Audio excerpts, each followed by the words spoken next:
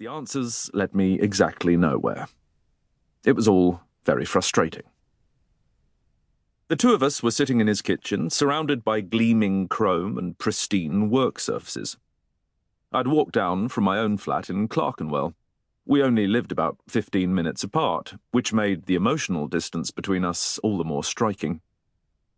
Hawthorne was wearing his usual combination of a suit with a white shirt, although, just for once, he had put on a grey, round-neck jersey instead of a jacket. The casual look. He had offered me a cup of tea, and he had been thoughtful enough to provide biscuits, 4 of them, to be precise, 2-finger Kit Kats criss-crossing each other on a plate, as if set up for a game of noughts and crosses. He was drinking black coffee with his ever-present packet of cigarettes close by. He wanted me to write a 4th book. That was what the meeting was about, but I had already decided against it. Why? Well, first of all, and ignoring the visits I'd made to the casualty wards of 2 London hospitals, Hawthorne had never been very kind to me. He'd made it clear from the start that this was going to be a business relationship. He wanted someone to write about him because he needed the money, and, to make matters worse, he had let me know that I wasn't even his first choice. For my part, I'd made my decision before I'd come here. Enough was enough. I was fed up of being treated like an appendage. There were lots of stories I wanted to write where I would be in charge, and this was something he would never understand. Authors don't write their books for other people. We write for ourselves. "You can't stop now," Hawthorne said. He thought for a moment. "Word is Murder was really good." "You read it?" I asked. "Some of it, but the reviews were great. You should be pleased with yourself. The Daily Mail said it was splendidly entertaining." I don't read reviews, and that was the Express. "Your publishers want you to do more." "How do you know that?" "Hilda told me." Hilda? I couldn't believe what he'd just said. Hilda Stark was my literary agent, the same agent who'd advised me against getting into all this in the first place. I could still remember her face when I'd told her I'd be sharing the profits 50-50 with Hawthorne. She'd met him recently at Penguin Random House, and I'd seen him charm her, but it was still a surprise that the two of them had been having conversations without me. "When did you talk to her?" I asked. "Last week." "What?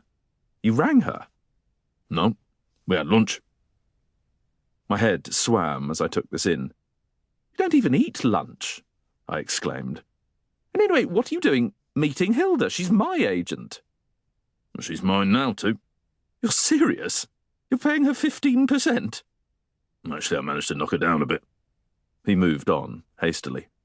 "She reckons we could get another 3-book deal. And a bigger advance." "I don't write for the money." I didn't mean to sound so prim, but it was true. Writing for me has always been a very personal process. It's my life. It's what makes me happy. "Anyway, it doesn't make any difference," I went on. "I can't write another book about you. You're not working on any new cases." "Not at the moment," he admitted. "But I could tell you about some of my past ones." "When you were with the police?" "After I left. There was that business in Riverside Close in Richmond. Man hammered to death in a posh cul-de-sac. You'd like that, Tony. It was my first private investigation."